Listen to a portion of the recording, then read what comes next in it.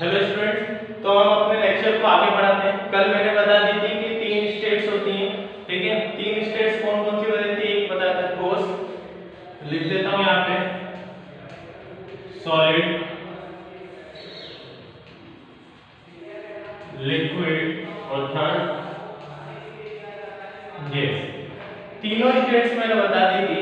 अब इन्हीं तीनों स्टेट्स को थोड़ा आगे बढ़ाते हैं। मैं बता चुका था कि सॉलिड, लिक्विड, गैस तीनों में अंतर क्या है, ठीक है। अब हम जो आगे बढ़ाने वाले हैं इन्हीं स्टेट्स में, वो है सबसे पहले सॉलिड को देखते हैं। अगर सॉलिड में, ठीक है, सबसे पहला, अब इसके बाद जो टॉपिक है 9th क्लास में इस चैप्टर में, वो ये है कि स्टेट्स का कन्वर्जन कैसे होता है, मतलब सॉलिड से लिक्विड में कैसे जाते हैं और लिक्विड से गैस में। इसका बहुत सिंपल सा एक एग्जांपल है। अगर मैं सॉलिड की बात करूं तो सॉलिड में मैं किसको कंसीडर कर सकता हूं? आइस, मतलब बर्फ। बर्फ को मैं कंपेयर कर सकता हूं, आइस क्या हो गई हमारी, सॉलिड हो गई। उसके बाद अगर मैं आइस को टेम्परेचर दूंगा, मतलब ताप दूंगा, तो वो किस में कन्वर्ट हो जाएगी? वाटर, जिसको मैं क्या बोल सकता हूं? जल। वाटर को मैं थोड़ा और टेम्परेचर दूंगा तो वो किस में कन्वर्ट हो जाएगा? ताप में देता हूं तो वो किस में कन्वर्ट हो जाएगा? वेपर्स, जिसको मैं क्या बोल सकता हूं? भाप या फिर वाष्प, ठीक है। अब यहाँ पे अगर हम स्टेट कन्वर्जन देखें तो मैंने आइस को टेम्परेचर दिया जिससे वो वाटर में कन्वर्ट हो गया, वाटर को फिर टेम्परेचर दिया वो किस में कन्वर्ट हो गया? वेपर्स में कन्वर्ट हो गया। इस तरीके से क्या होती है हमारी स्टेट कन्वर्जन होती है। लेकिन अगर मैं बात कर रहा हूँ आइस की, तो आइस भी क्या था? हमारा मैटर था। उसके बाद वाटर की बात करते हैं तो वाटर भी क्या था? मैटर था। उसके लास्ट में वेपर्स की बात करते हैं तो वेपर्स भी क्या थी? हमारी मैटर थी। तो इस तरीके से क्या होता है स्टेट में कन्वर्जन होता है। अगर हम स्टेट्स की बात कर रहे हैं तो हमें पता है कि तीन स्टेट्स होती हैं, सॉलिड, लिक्विड, गैस, और इन तीनों स्टेट्स में कन्वर्जन हो सकते हैं, ठीक है। किसी भी चीज को या फिर किसी भी मैटर को तीनों स्टेट्स में कंसीडर इसीलिए किया जाता है। अब अगर हम बात कर रहे हैं सॉलिड की, ठीक है, तो सॉलिड को अगर मैं टेम्परेचर देता हूं, देखो तीनों में से अगर मैं गैस को टेम्परेचर देता हूं, लिक्विड को टेम्परेचर देता हूं और सॉलिड को टेम्परेचर देता हूं, तो सबसे पहले अपनी स्टेट कौन कंजर्व करेगा, मतलब या फिर मैं बोल सकता हूं सबसे पहले अपनी स्टेट कौन बदलेगा, ये यहां पे हमें देखना है।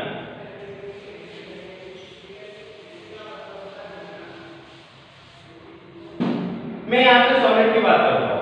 सॉलिड को अगर मैं टेम्परेचर देता हूं, सॉलिड प्लस टेम्परेचर, ठीक है।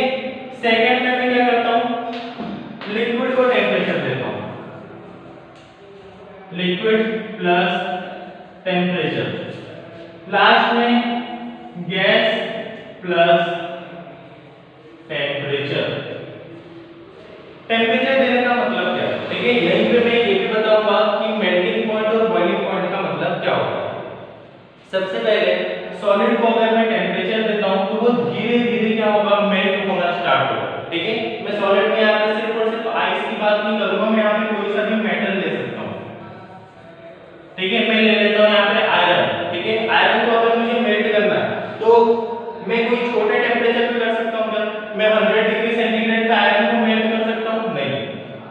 लिक्विड की बात करते हैं तो अगर मैं वाटर को यहाँ पे टेम्परेचर देता हूँ या फिर वाटर की जगह कोई सा भी अदर लिक्विड है उसको टेम्परेचर देता हूँ तो मुझे वहां पे भी टेम्परेचर इंक्रीज करना पड़ेगा।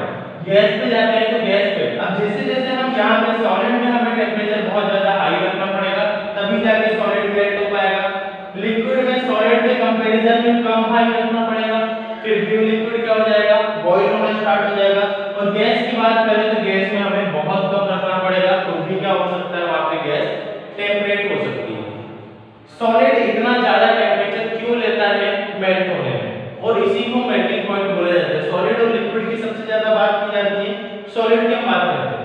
सॉलिड क्या है? बहुत सारे पार्टिकल्स आपस में चिपके हुए हैं, या फिर मैं बोल सकता हूं कि एक सर्कल है, मान लीजिए स्फीयर सॉलिड है और इसके अंदर जो पार्टिकल्स हैं वो बहुत ज्यादा क्या है? इसकी कम डेंसिटी है, मतलब जगह यहाँ पे बिल्कुल भी नहीं है, सिर्फ क्या है यहाँ पे मॉलिक्यूल्स ही मॉलिक्यूल्स भरे हुए हैं, ठीक है। अगर इतने सारे मॉलिक्यूल्स हैं और मैं इसको एनर्जी दूंगा, तो एनर्जी कहां जाएगी? हर एक मॉलिक्यूल के पास जाएगी। मॉलिक्यूल्स के पास जैसे एनर्जी पहुंचेगी तो वो क्या होंगे? फ्री होना स्टार्ट होंगे। ठीक है, वो अपनी स्टेट को चेंज करेंगे और फ्री होना स्टार्ट होंगे। जब तक सारे मॉलिक्यूल्स के पास एनर्जी जाती है और वो फ्री होना स्टार्ट होते हैं, उसी में हमारा टेम्परेचर क्या होता है? बहुत ज्यादा राइज कर जाता है। आया समझ में? यहाँ पे क्या है, इतने सारे मॉलिक्यूल्स हैं, सबको अगर मैं बराबर टेम्परेचर देता हूँ जिसके बाद वो फ्री होंगे, उसी को हम क्या बोलते हैं यहाँ पे? Melting point. ठीक है, मेल्टिंग पॉइंट की डेफिनेशन क्या है, या फिर हम हिंदी में समझे तो क्या है? एक सबसे छोटा टेम्परेचर जिस पे कोई भी सॉलिड मेल्ट होना स्टार्ट हो जाए। ठीक है, सबसे छोटा टेम्परेचर।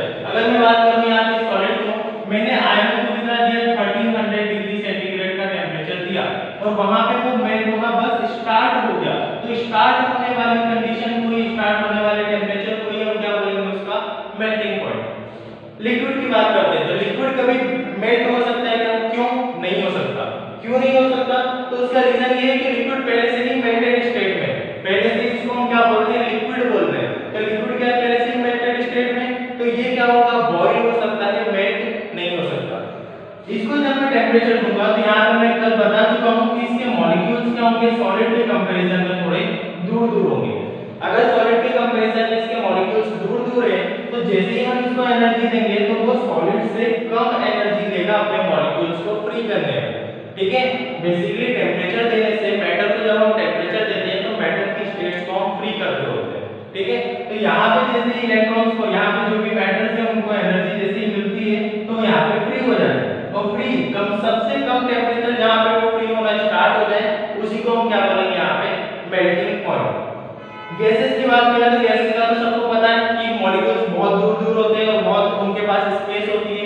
अगर स्पेस इतनी ज्यादा है तो मैं कम से कम टेम्परेचर में भी गैस को क्या कर सकता हूँ? डेकोरेट कर सकता हूँ। जबकि सॉलिड को बहुत ज्यादा टेम्परेचर लगेगा और लिक्विड को सॉलिड से कम लेकिन गैस से ज्यादा टेम्परेचर लगेगा।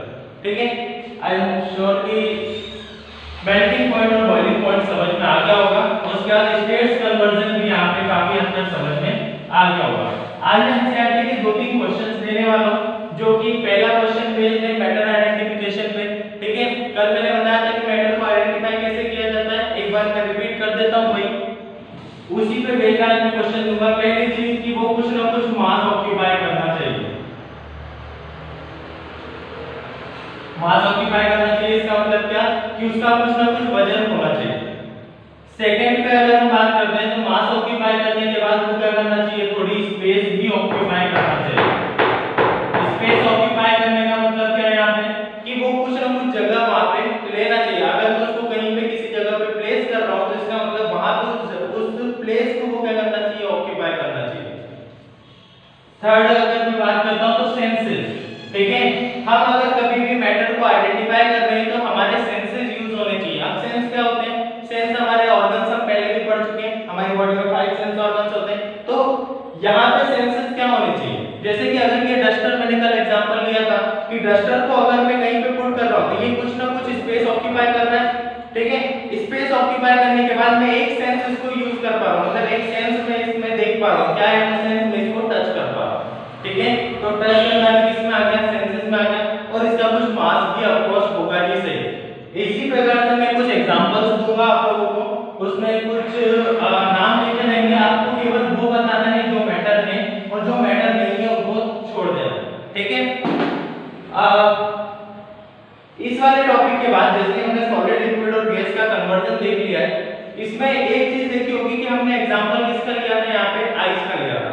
ठीक है, अगर मैं आइस की बात करता हूँ तो आइस को मुझे टेम्परेचर देने की जरूरत नहीं है। अगर मैं रूम टेम्परेचर पे कोई टेम्परेचर उसमें चेंज नहीं करता हूँ, मैं आइस को केवल उसके टेम्परेचर से बाहर निकाल देता हूँ, तो भी वो क्या होगी? वहां पे मेल्ट होना स्टार्ट हो जाएगी। ठीक है, आइस में मैं मान लो कि 0 डिग्री सेंटीग्रेड होता है। ठीक है, मैंने इसको रूम से बाहर, मतलब फ्रिज से बाहर निकाला। फ्रिज से बाहर निकालने पे इस पे टेम्परेचर रिएक्ट करता है वो हमारे रूम टेम्परेचर के हिसाब से। तो अभी मैं मान लेता हूँ 20 डिग्री सेंटीग्रेड हो गया टेम्परेचर। टेम्परेचर क्या होगा इसका? बड़ा है, मतलब आइस को लास्ट के आइस के बाद जितना टेम्परेचर था उससे वो टेम्परेचर क्या हुआ है? इंक्रीज हुआ है। ठीक है, 20 सेंटीग्रेड से मैं इसको क्या करता हूँ? एक ओवन पे या फिर बर्नर पे रखता हूँ। बर्न करने के बाद मैं इसको क्या करता हूँ? हीट देना और स्टार्ट करता हूँ। टेम्परेचर मैंने क्या कर दिया यहाँ पे 100 डिग्री सेंटीग्रेड टेम्परेचर कर दिया, ठीक है। 100 डिग्री सेंटीग्रेड पर मतलब 20 से मैंने और टेम्परेचर बढ़ाया तो यहाँ पे वो क्या बन रहे वेपर। आया क्या समझ में? अब यहाँ पे जो याद करने वाली बातें हैं जो आगे भी काम आएंगी वो ये 100 डिग्री सेंटीग्रेड पे क्या बन गया था, वाटर वेपर में कन्वर्ट होने लग गया था। इसका मतलब यहाँ पे 100 डिग्री सेंटीग्रेड क्या है, वाटर का बॉइलिंग पॉइंट। मतलब दो चीजें यहाँ पे नोट कर लेना एक अच्छे से, फ्रीजिंग पॉइंट,